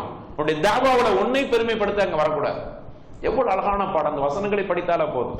அப்போ கும் ஃபஅன்திர், எழுந்திரு, ஃபஅன்திர் எச்சரிக்கை செய். முஃபஸ்ஸிரீன்கள், முஹத்திஸீன்கள், அதே மாதிரி முஅர்ரிஹீன்கள், வரலாற்று ஆசிரியர்கள் எல்லாம் குறிப்பிடுவாங்க, அன்னைக்கு எழுந்த இறை தூதர் 23 ஆண்டு காலம் உறங்கவே இல்லை. உறங்க முடியாத வசனங்கள். அதே மாதிரிதான் சஹாபாக்கள். அதே மாதிரி தான் அவர்களுக்கு படுக்கைக்கு சென்றால் படுக்க அவர்களுக்கு விருப்பப்படாது. இரவு நேரம் வந்துட்டா தஹஜ்ஜுத் தொழுவணுமே. அம்மன் ஹுவ கானித்துன் ஆனா அலைலி சாஜிதன் வ காயிமா என்கிற வசனம் அவர்களை தூங்கவே விடாது, தஹஜ்ஜுத்துக்கு எழுந்திருக்க வைக்கும். கியாமுல் லைலுக்கு எழுந்திரு. நமக்கு ரமதான்ல மட்டுமல்ல, ரமதான்ல 10 நாளைக்கு மட்டுமல்ல, எப்பொழுதும் அவர்களுக்கு அப்படியான நிலை. அந்த வசனங்கள் அவர்களை அப்படி மாற்றியது. சரி, அதே மாதிரி அன்பான சகோதரர்களை இன்னொரு செய்தியை பார்க்கிறோம். சஹாபாக்களுடைய சயீத் இப்னு ஆமிருல் ஜுமஹி ரலியல்லாஹு அன்ஹு, இவர் யாருன்னா ஒரு பெரிய ஷாயிர், பெரிய கவிஞர். மக்காவுல ஒரு அழகான மனுஷன், அழகான கவிஞர், ரொம்ப இலக்கிய நடையில கவி பாடக்கூடியவர். ஆமிர், சயீத் இப்னு ஆமிர், இப்னு ஆமிர் மட்டுமல்ல, அந்த மனிதர் யாரும் நினைச்சு பார்க்க முடியாத அவர் இஸ்லாத்துக்கு வர்றது. ஆனா வந்துட்டார். எப்படி வந்தாருன்னு பாருங்க. ஒரு நாள் ஹுபைப் ரலியல்லாஹு அன்ஹு, ஹுபைபை பத்தி உங்களுக்கு தெரியும், பிடிச்சிட்டு போய் என்ன செய்றாங்க, அவங்கள கழுமடம் ஏற்றி கொல்ல போறாங்க. ஹுபைபை கொல்ல போகிறோம் என்கிற செய்தி மக்கா முழுக்க பரவி விட்டது. அதுக்கு மக்கா வாசிகள் ஹுபைபை கொலை செய்ய போறதை பிரபலியப்படுத்துறதுக்கு பல காரணங்கள், 2 காரணம் முக்கியம். அபு சுஃபியான்ல அதில் இருக்கிறாங்க இஸ்லாத்துக்கு வரையில். அப்போ 2 காரணம் என்ன தெரியுமா? ஹுபைப் கொல்லப்படுகிறார் என்பது மக்கள் அத்துணை பேர்களுக்கும் தெரிய வேண்டும், மக்காவோட இருக்க அத்துணை பேர்களுக்கும். 2வது தெரிவதனுடைய நோக்கம் என்னவென்றால், யாராவது இஸ்லாத்துக்கு போனா ஹுபைபுடைய நிலைதான் ஏற்படும் என்ற எச்சரிக்கை பண்ணிட்டா பயப்படுவாங்கல்ல, பயப்படுவாங்க இல்லையா? 2 பேரை பிடிச்சி உள்ள போட்ட உடனே ஆட்சியாளர்கள் பயந்துருவாங்கல்ல. ஒரு 2 ரைடு விட்ட உடனே அவன் பயந்துறாங்க. அப்படியே தலைகளை மாறி, ஐயோ நீங்க தான், அப்படி ஆகுதா இல்லையா? உலகத்துல பாக்குறமா இல்லை? இதே மாதிரி தான் இது எல்லாம் காபிர் பயிர் அப்படி சிந்திக்கிறதா. அது முஸ்லீம்கள்ட்ட வேகாது. அதே மாதிரி தான் ஹுபைப் அப்படி பண்ணிட்டேன்னா இங்க இருக்கிற காபிர்கள் ஒரு ரூபாய் இஸ்லாத்துக்கு போக மாட்டான் அப்படின்னு மக்காவாசிகள் நினைச்சாங்க. ஆனா அதுவே இஸ்லாத்துக்கு வளர்ச்சி ஆயிடுச்சு.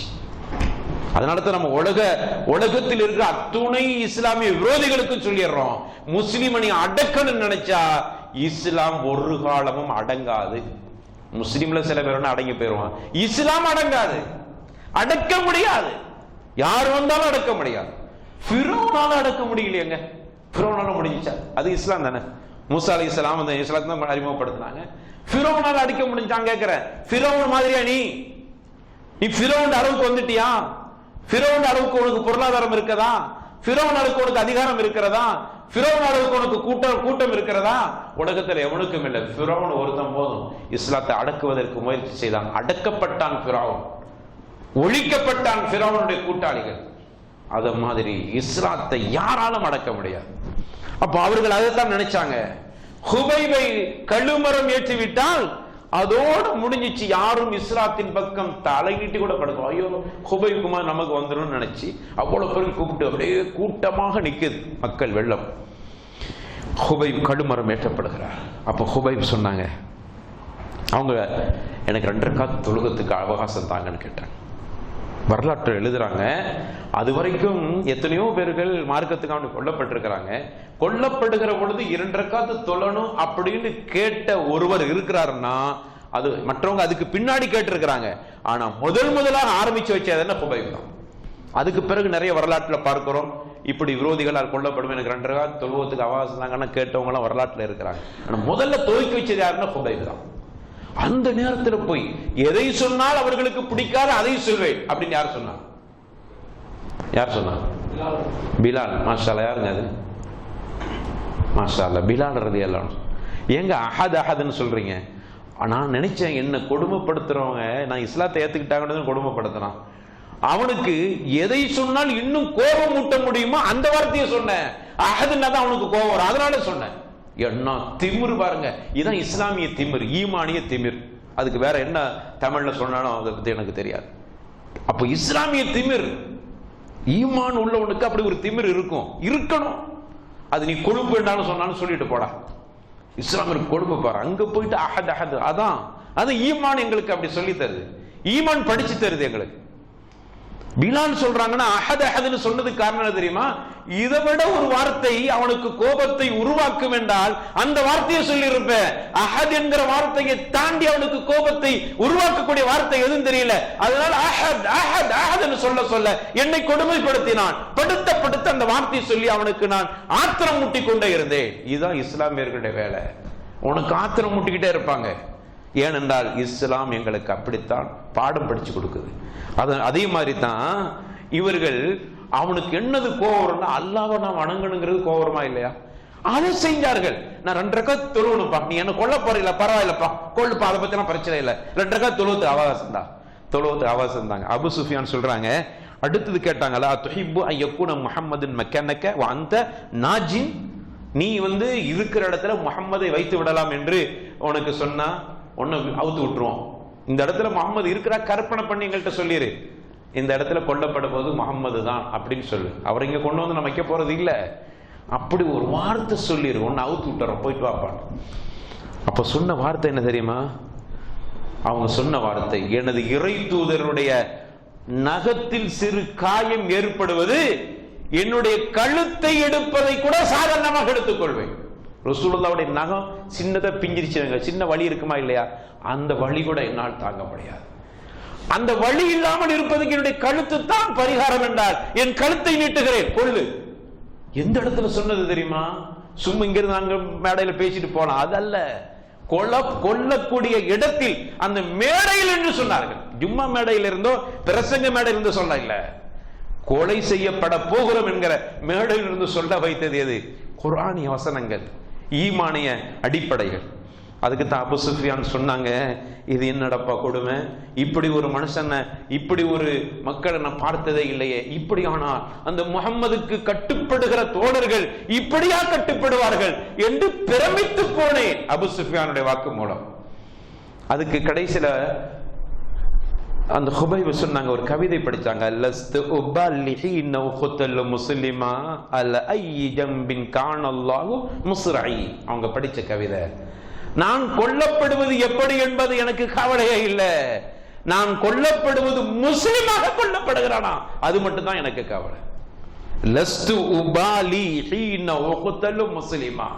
உபால் என்னுடைய பால்ல, என்னுடைய சிந்தனையில, என்னுடைய கவலை எல்லாம் முஸ்லிமாக கொல்லப்படணுமே என்பது தானே தவிர எப்படி வேணாலும் கொண்டுட்டு போப்பா, கொல்லணும் முடிவாக்கி துண்டுதுல விட்டுறா போ, ரெண்டா பழக்கிறா பரவாயில்லை, ரெண்டா கிழிக்கிறா பரவாயில்லை, எண்ணெயில போட்டு பொரிக்கிறா பிரச்சனை இல்லை, எனக்கு என்ன கவலை தெரியுமா, அட பாவி இப்படி என்ன கொள்றியா, அதல்ல, நான் முஸ்லிமா கொல்லப்படுறேன். அல்லாஹ் அக்பர்.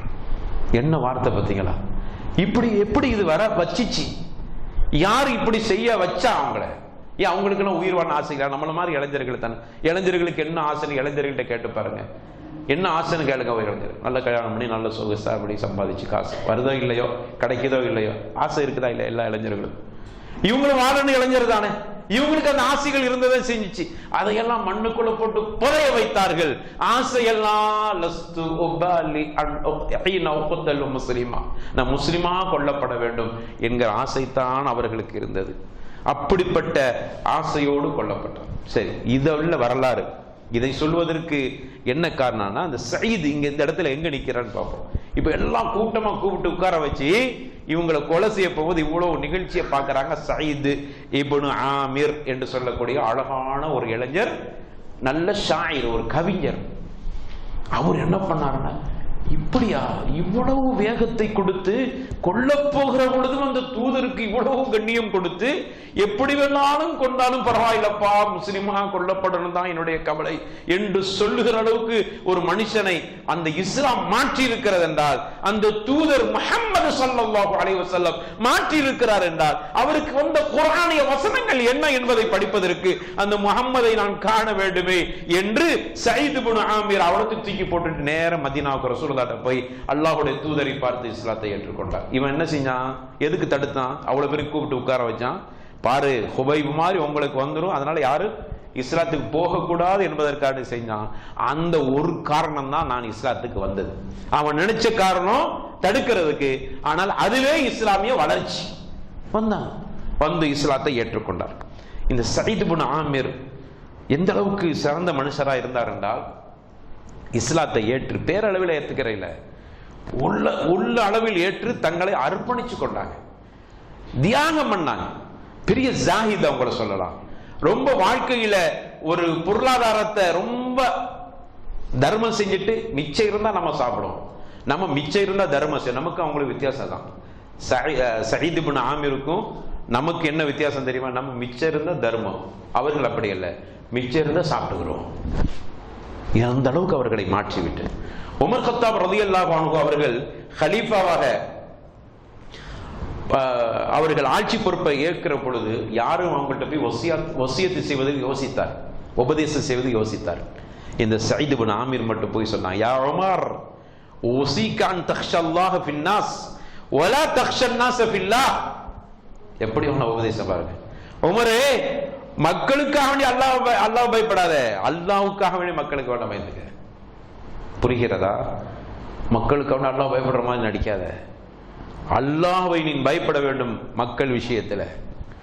அதனால் அப்படி நடந்து கொண்டால் ஒன்னை பார்த்து எல்லாரும் பயப்படுவாங்க, நீ அல்லாஹ் மட்டும் பயப்படுறனால. இன்னைக்கு நம்ம அல்லாஹ்வை தவிர எல்லாத்துக்கும் பயப்படுறோம். உமர் கத்தாப் அல்லாஹ்வை தவிர யாருக்கும் பயப்பட மாட்டாங்க. ரெண்டுக்கு வித்தியாசம் இருக்கு பாரு. இதுதான் சஹாபாக்கள். அதனால தான் அவங்க கட்டந்தரையில தன்னந்தனியாக பெரிய கலீஃபாவா ஆன பிறகு அங்க படுத்து கிடக்கிறாங்க.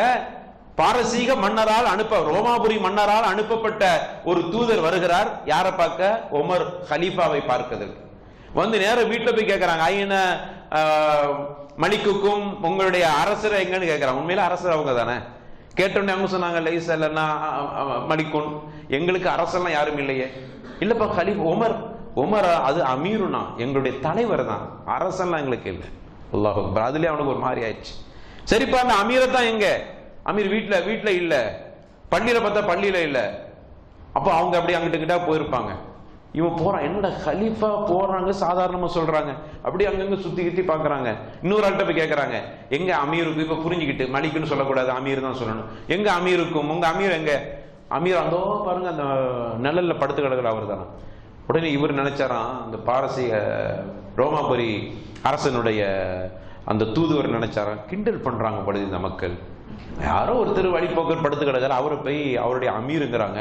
நம்ம கலீஃபா உமர்னா நடுங்கிக்கிட்டு இருக்கிறோம். ரோமர்கள் நடுங்கி இருந்தாங்க. ரோமர்களுக்கு பெரிய சாவுமணி கொடுத்தவர்கள் உமர் கத்தாப் ரலியல்லாஹு அன்ஹு. அவ எவ்வளவு பெருசா நினைச்சிங்க வரலாம், இங்க அந்த படுத்து இருக்கிறாங்க. அப்படி நேர போய் பார்த்தா அங்க பாக்குறாங்க, நல்ல அழகா கை தலைமானி தான், மணல், அந்த பாலைவனம் மணல் தான் அவர்களுக்கு பாய். படுத்து வெயில் அப்படியே மூஞ்சில் அடிக்குது, வேர்த்து அப்படியே பொட்டு பட்டா வேர்வை. வரலாற்றை எழுதுறாங்க, மணல்லாம் அப்படியே ஒட்டி இருக்குது, நல்ல தூக்கம். கொஞ்ச நேரம் நின்றுகிட்டு இருந்தாங்க. அமீர் அமீர் டக்குன்னு முழிச்சாங்க. அப்போ அவரு ரோமாபுரி மன்னருடைய அரசர், அந்த தூதுவர் கொஞ்சம் அசந்து போயிட்டார். பேச வேண்டியதெல்லாம் பேசிட்டு, நீங்க இப்படி இவ்வளவு பெரிய ஆளு, இந்த அளவுக்கு எந்த பாதுகாப்பும் இல்லாமல் தன்னந்தனியாக படுத்திருக்கிறீங்களே, எப்படி உங்களால முடிஞ்சிச்சு? கொஞ்சம் கூட உங்களுக்கு பயம் இல்லையா? என்ன தெரியுமா சொன்னாங்க? அல்லாஹ்வை தவிர யாருக்கு பயப்படுறது இல்லை. ஒன்று, குடிமக்களுக்கு செய்ய வேண்டியதை ஒழுங்கா செஞ்சுட்டா ஏன் மக்களுக்கு பயப்படும்? எதுக்கு இந்த பயல்கள்லாம் குண்டு தொலைக்காத காரலையும் குண்டு தொலைக்காத மேடைகள் நிக்கிறானா? மக்கள் குடிமக்களுக்கு செய்ய வேண்டியதை சரியா கொடுக்கல. அதனால குடிமக்கள்லாம் வாடமான பிச்சு எடுத்து உன்னை கறி வச்சு சாப்பிட்டுரும் அப்படிங்கிற மாதிரி இன்னைக்கு மக்கள் இருக்கிறாங்க. நம்ம இல்லப்பா மக்கள், ஏன்னா நம்ம மனுஷக்கெல்லாம் திங்க மாட்டோம், ஏன்னா அது வேற தப்பா புரிஞ்சுக்கிறவங்க. அப்போ அப்படி சில பேர் இருக்கிறாங்க. என்ன காரணம்? குடிமக்களுக்கு கொடுக்க வேண்டியதை கொடுக்காம அவ்வளவு பேரையும் அவ்வளத்தையும் சுருட்டி வாயில போட்டுக் கொண்டார்கள். மக்களை பத்தி யோசித்தார்களா? ஒழுங்கான சாலை இல்லை, போராட்டம் பண்ணாலும் கூட சாலை கிடைக்க மாட்டேன். என்னடா கொடுமை இது? அவனே போறாதுல சாலை குண்டு குழியுமா இருக்குது, அரசாங்க அதிகாரிகளும் போயிட்டு இருக்கிற, அவனுக்கு தெரியல பாத்தீங்களா? அட ஒழுங்கான ரோடு போடணுமே. மக்கள் போய் போராட்டம் பண்ணி ரொம்ப கஷ்டப்பட்ட பிறகு அவன் அதுக்கு பெருசா எங்களுக்கு சாலை போடுங்க, ரோடு போடுங்க, மனுக்களா கொடுக்கறான், போட மாட்டேங்கிறான். இப்படிப்பட்ட ஆட்சியாளர் நம்ம கையில மாட்டினா மக்கள் என்ன நினைப்பாங்க? நம்ம இல்ல, நமக்கு தான் அல்லாஹ் ரசூல் முடிஞ்சிச்சு மார்க்கம். மக்கள் என்ன நினைப்பாங்க? வரட்டும் அவன் பிச்சை எடுத்துறான் அப்படின்னு நினைப்பாங்க. உமர் கத்தாப் சொல்றாங்க, அதுக்கு தான் ரோந்து பணி செஞ்சாங்க, இரவு முழுக்க ரோந்து பணி செய்வாங்க, மாறுவேடத்துல போயிட்டு வருவாங்க. வரலாற்றில் எழுதுறாங்க, மாறுவேடத்தில் அரசர்கள் போகிற அழகான பழக்கத்தை உமர் தான் துவங்கி வைத்தார் ரலியல்லாஹு அன்ஹு. அதுக்கு தான் சொன்னாங்க உமருடைய ஆட்சி போன்று வேணும். அல்லாஹ்வுடைய பயம், ரோந்து பணி செஞ்சாங்க. அது தனி வரலாறு, இன்ஷால்ல முடிஞ்சா அதை நம்ம தொட்டு பேசுவோம். ஆக இப்படி பார்த்து விட்டு என்ன சொல்ல வர என்றால், அந்த உமர் கத்தாப் இப்படி தரையில படுத்து கிடந்ததை பார்த்து அந்த ரோமர் மன்னரால் அனுப்பப்பட்ட தூதர் இஸ்லாத்தை ஏற்றுக்கொண்டார். அல்லாஹ் அக்பர். எப்படி ஒரு பெரிய அரசரை பார்த்து ஒருத்தன் இஸ்லாத்துக்கு வர்றங்கிறது சாத்தியமாங்க? அரசனை பார்த்தா இப்படிலாம் வாழ்றானு கோபம் தான் வரும். ஆனா இந்த அரசனை பார்த்து மாற்று மதத்தில் உள்ளவன் இஸ்லாத்தை கேட்டு நானும் எங்களுடைய அரசரையெல்லாம் பார்த்திருக்கிறேன். என்ன பாருங்க, அதுக்கு தான் இந்த சயீத் இப்னு ஆமிர் ரலியல்லாஹு அன்ஹு அவங்களுக்கு உபதேசம் செஞ்சாங்க, அல்லாஹ்வுக்கு மட்டும் பயப்படுங்க, மனுஷனுக்கு பயப்படுறதல்ல. அல்லாஹ் விஷயத்தில் மனிதர்களுக்கு செய்ய வேண்டியது சரியா செஞ்சிருங்க. செய்தார்கள் உமர் கத்தாப் அவர்கள். இப்படித்தான் வரலாற்றில் அவ்வளவு பெரிய மாற்றத்தை உருவாக்குற அளவுக்கு சஹாபாக்கள் இருந்தார்கள் என்றால் குர்ஆன் தான் அவர்களை மாற்றி, குர்ஆனுடைய வசனங்கள் தான் அவர்களை மாற்ற செய்தது. எனவே சயீத் இப்னு ஆமிர் ரலியல்லாஹு அன்ஹு அவர்களுடைய தியாகமும் இன்னும் கொஞ்சம் மிச்சமாக இருக்கிறது. நேரம் முடிந்து விட்டது. இன்ஷா அல்லாஹ் இது பற்றி தொடரை நாம் நாளை தினம் பார்ப்போம். ஆக குர்ஆனுடைய வசனங்கள் சஹாபாக்களை அமல் செய்ய தூண்டி இருக்கிறது. அந்த தூண்டுதல் கொஞ்சமாவது நமக்கு வர வேண்டும் என்கிற அந்த எண்ணம் தான், அந்த நோக்கம்தான் இந்த வரலாற்றை சொல்வதில் அர்த்தமாக இருக்குமே தவிர வரலாற்றை தெரிந்துட்டு போவது என்கிற நோக்கமாக நினைத்து விடாதீர்கள். அந்த நோக்கத்தை நம்ம சொல்லவும் இல்லை. தகவலை தெரிஞ்சுட்டு போனங்கிறது அல்ல, தகவலின் மூலமாக நான் பாடம் படித்தேன் என்கிற அடிப்படை ரப்பல் ஆலமீன் நாமும் குர்ஆனோடு அந்த குர்ஆனுடைய வசனங்களை அமல் செய்யக்கூடிய நல்ல கூட்டத்தை ரப்பல் ஆலமீன் நாம் அத்தனை பேர்களையும் சேர்த்தல்வானாக. ஆகிர் தஅவானா அனில் ஹம்துலில்லாஹி ரப்பில் ஆலமீன். வஸ்ஸலாமு அலைக்கும் வரஹ்மத்துல்லாஹி வபரகாத்துஹு.